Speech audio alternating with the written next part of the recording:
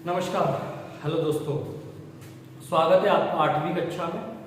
अब तक हम पढ़ चुके थे महाजनपद काल और पूर्व मौर्य काल। अगर हम देखें महाजनपद काल में तो सबसे शक्तिशाली साम्राज्य जो बनकर उभरा वह था मगध साम्राज्य, और उसके बाद अगर हम देखें तो उसमें 3 वंश हमें दिखाई देते हैं, हर्यक वंश, शिशुनाग वंश और नंद वंश।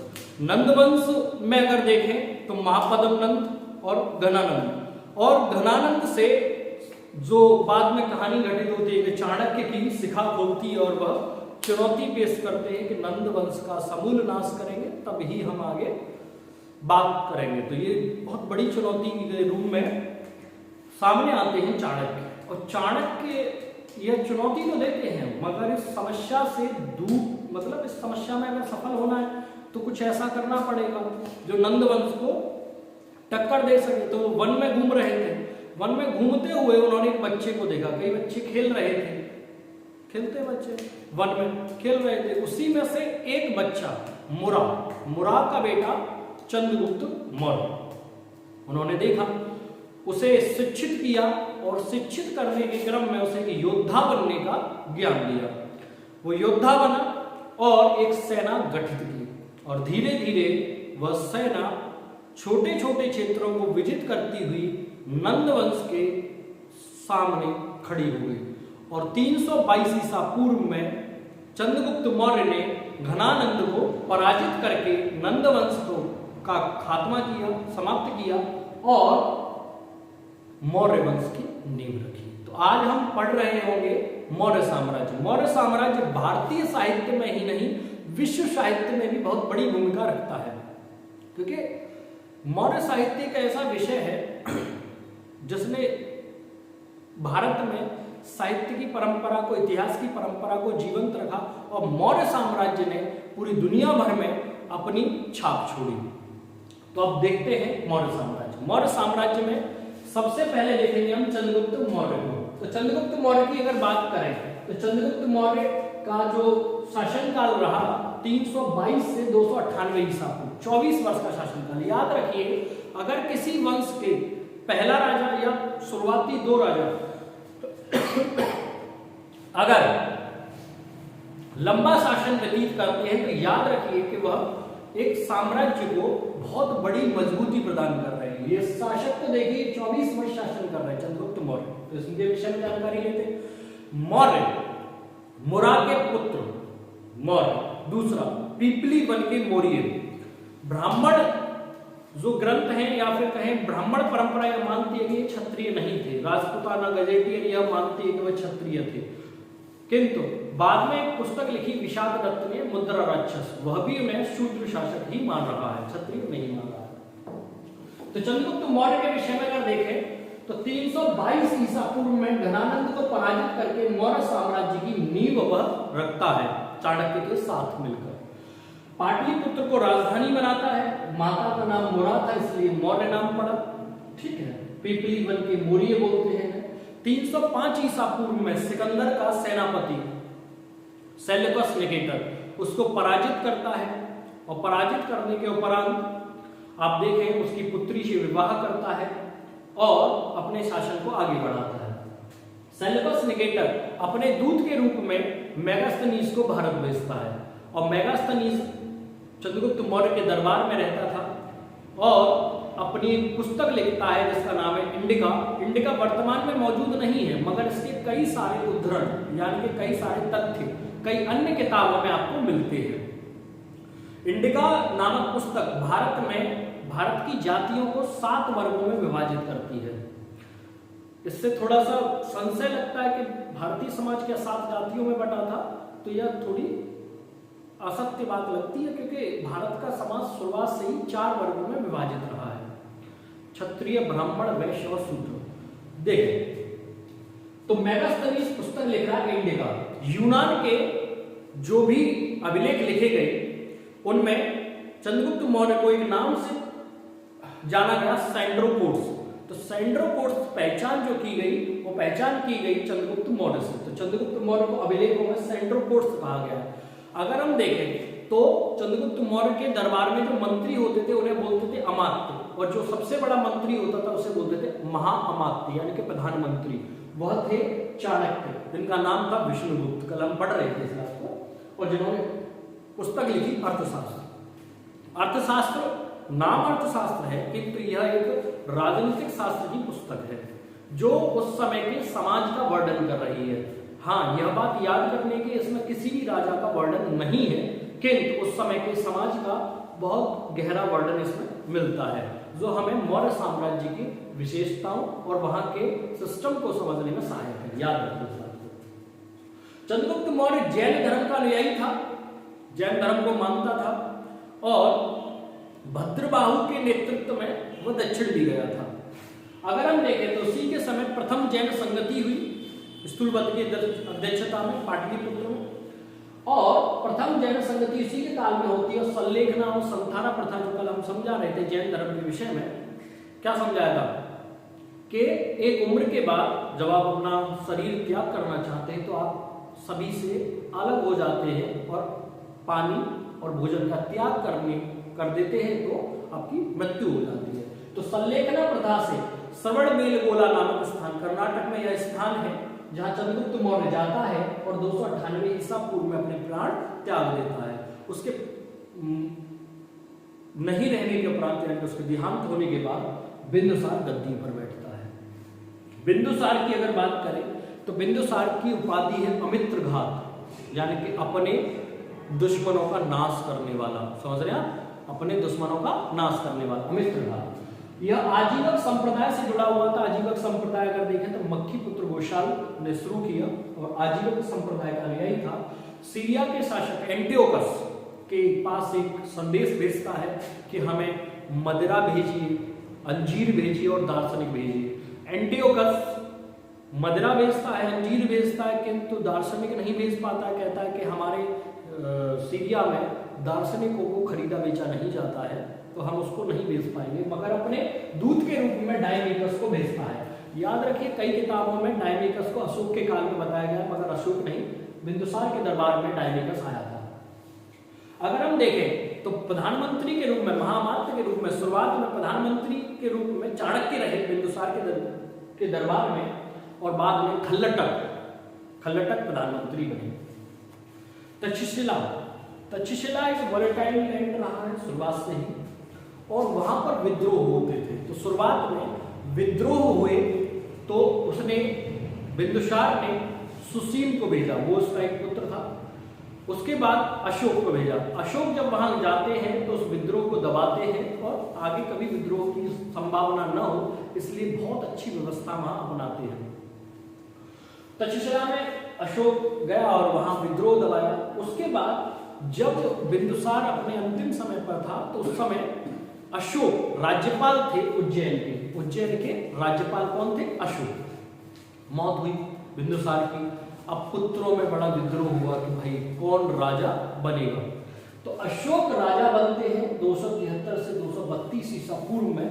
तो एक लंबा समय अंतराल है, मगर आप यहाँ देखिए कि पिता अशोक क्योंकि चक्रवर्ती सम्राट है, बहुत बड़ा क्षेत्र है, बौद्ध धर्म को प्रसार किया, महान राजाओं में इनका नाम आता है, अशोक महान जिन्हें कहा जाता है। तो आप समझ सकते हैं इनकी प्रासंगिकता पेपर के लिए, परीक्षा के लिए बहुत महत्वपूर्ण है। तो समझते हैं, अशोक के पिता का नाम बिंदुसार, माता सुभद्रांगी एक ब्राह्मण की पुत्री, पत्नी संघमित्रा, कारवकी और नागदेवी, 3 मुख्य पत्नियां हैं।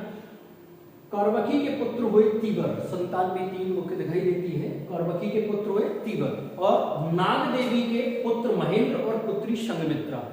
तीवर का उल्लेख हमें अभिलेखों में मिलता है और महेंद्र और संघमित्रा को श्रीलंका भेजा जाता है बौद्ध धर्म के प्रचार प्रसार के लिए। 269 ईसा पूर्व में गद्दी पर बैठता है। तो प्रश्न यह उठता है कि 273 से 269, आप समझिए 4 वर्ष का अंतराल कहां दिखाई देता है। तो किंवदंती है, कथाओं में यह प्रचलित है कि अशोक ने 99 भाइयों की हत्या करके शासन को अपने हाथ में लिया। तो आप समझ सकते हैं कि 4 वर्ष गृह युद्ध जैसी परिस्थितियां रही होंगी। यह थोड़ा तथ्य कई चीजों से समाहित या मेल नहीं खाता, यह बात याद रखिए। अशोक श्रीनगर शहर की स्थापना करता है। कश्मीर में श्रीनगर को बसाने का श्रेय किसको जाता है? अशोक को जाता है।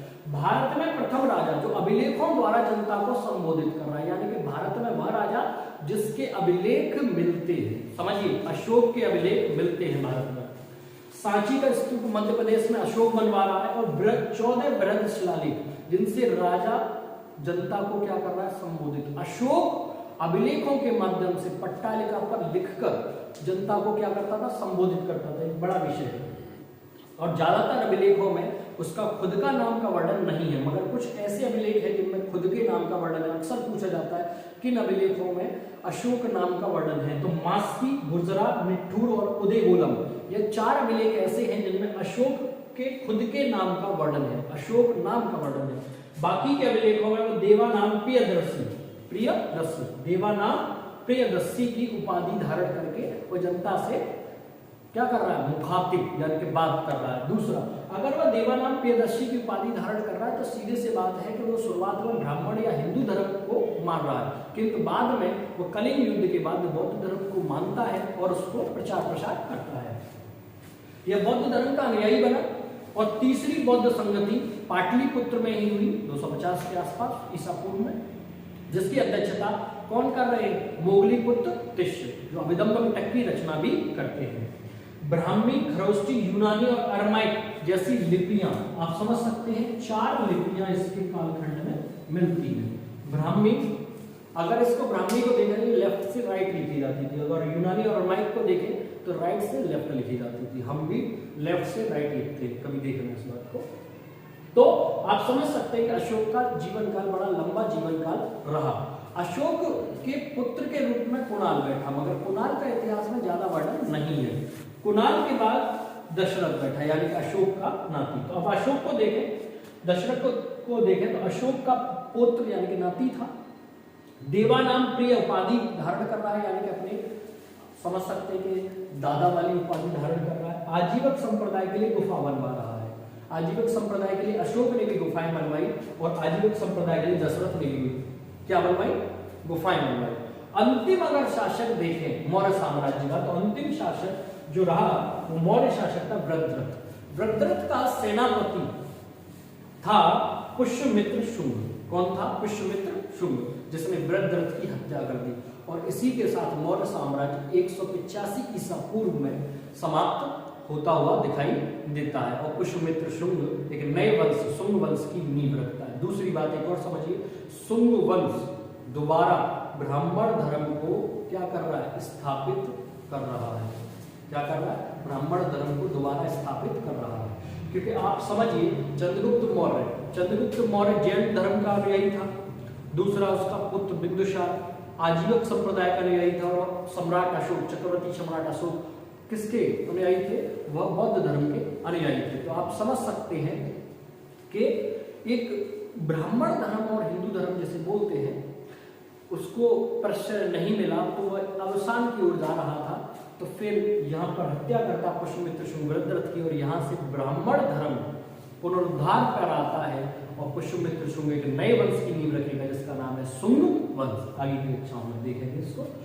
अगर हम देखें अशोक के बृहद शिलालेख कितने थे, हमने बताया था 14 थे, मगर पढ़ने हमको 4 है। पहले में वह कह रहा है कि पशु बलि निषिद्ध, पशु बलि यानी पशु की हत्या, जब हम कोई अनुष्ठान करते थे तो पशु बलि दी जाती थी, अक्सर दी जाती थी, उसको निषेध कर रहा है, यानी कि पशुओं को नहीं मारा जाएगा, हिंसा नहीं होगी। और इसी में पहले शिलालेख में कहता है सारी जनता, सारी प्रजा मेरी संतान है। दूसरा, धम्म प्रचार की बात कर रहा है, यानी कि बौद्ध धर्म के प्रचार प्रसार की वह बात कर रहा है। 8वीं में धम्म यात्राओं का वर्णन है। धम्म यात्राओं का यानी कि पहले वो बौद्ध गया जाता है, फिर वह लुम्बिनी की यात्रा करता है 20वें वर्ष में। तो ये धम्म यात्राओं का वर्णन 8वें अभिलेख में हमें मिलता है। 13वें अभिलेख की बात करें तो 13वें अभिलेख में कलिंग युद्ध का वर्णन है। किसका वर्णन है, कलिंग युद्ध का। और कलिंग युद्ध में इतना रक्तपात हुआ कि अशोक का दिल क्या हो गया, बहुत दुखी हो गया। और जब कलिंग में जो युद्ध हुआ उसमें पूरी धरा, कहते हैं कि युद्ध मैदान पूरा लोगों की लाशों से पटा था। जब अशोक ने ऐसी तबाही देखी तो उसने क्या कहा, अब हम युद्ध नहीं करेंगे, और उन्होंने युद्ध न लड़ने का प्रयत्न और प्रयास किया, और यह संकल्प भी लिया। कलिंग युद्ध में अगर देखें तो कलियुग युद्ध में बहुत सारी घटनाएं आपको देखने को मिलती हैं। तो 13वें अभिलेख में अगर देखें तो क्षत्रिय शब्द का वर्णन यही मिलता है। और अगर देखें तो 13वें अभिलेख में विदेशी राज्य, 5 विदेशी राज्यों का वर्णन भी इसमें मिलता है।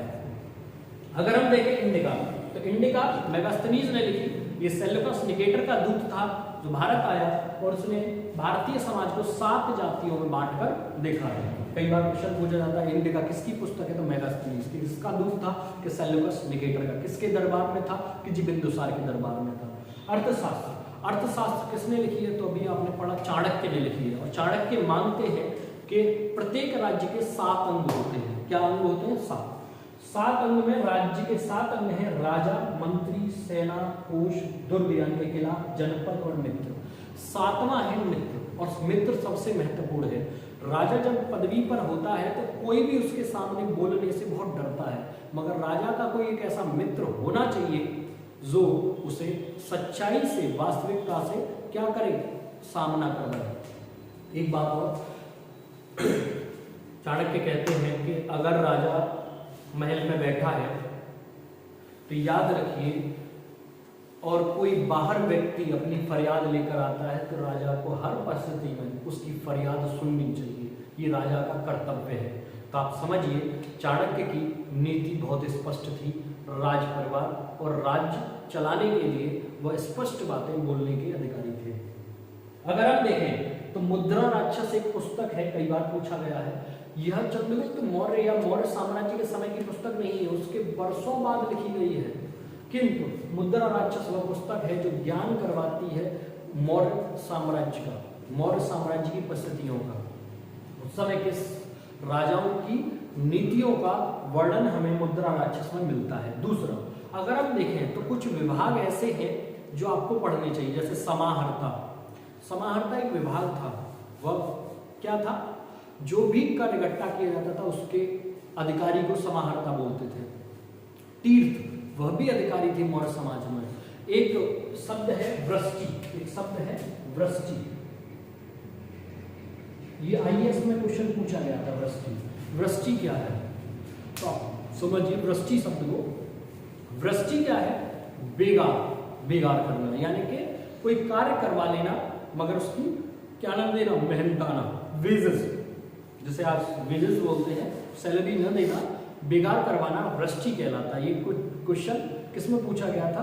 IAS में, कि मौर्य काल में बेगार जो करवाते थे उसको क्या कहते थे? तो वृष्टि कहते थे। दूसरा, एक झील का निर्माण चंद्रगुप्त मौर्य करवा रहा है, सुदर्शन झील। याद रखिए, सुदर्शन झील का निर्माण वह गुजरात में करवाता है, सौराष्ट्र प्रांत में, और जिसका निर्माण एक्चुअली में कौन करता है? पुष्यगुप्त। वह वहां पर निर्माण करता है और उसका पुनरुद्धार बाद में अशोक करवाता है। और अशोक के बाद पुनरुद्धार हम देखेंगे शक शासकों में रुद्रदामन करवाएगा, जिसका अभिलेख जूनागढ़ अभिलेख में मिलता है। तो याद रखिए, सुदर्शन झील का निर्माण किसने करवाया? तो चंद्रगुप्त मौर्य ने, जिसका पुनरुद्धार से 2 बड़े लोग जुड़ते हैं, अशोक भी जुड़ते हैं और बाद में रुद्रदामन, और उसके बाद एक और जुड़ेंगे चंद्रगुप्त विक्रमादित्य, चंद्रगुप्त द्वितीय, गुप्त साम्राज्य में। तो वहां उसको देख रहे होंगे। तो ये जो कंसेप्ट हैं आपको क्लियर हो रहे होंगे। और दूसरा, यह बहुत महत्वपूर्ण है परीक्षा के लिए, तो याद रखिए इस चीज को थोड़ा सा समझना है और इसको अच्छे से 1-2 बार क्लास ले लेंगे तो आपको पूरे फैक्ट समझ में आ जाएंगे। तो अगर हमारा कंटेंट अच्छा लग रहा है तो आप लाइक करिए, शेयर करिए और सब्सक्राइब करिए। अब आप स्क्रीनशॉट ले सकते हैं इसका। मिलते हैं अगली कक्षा में। नमस्कार।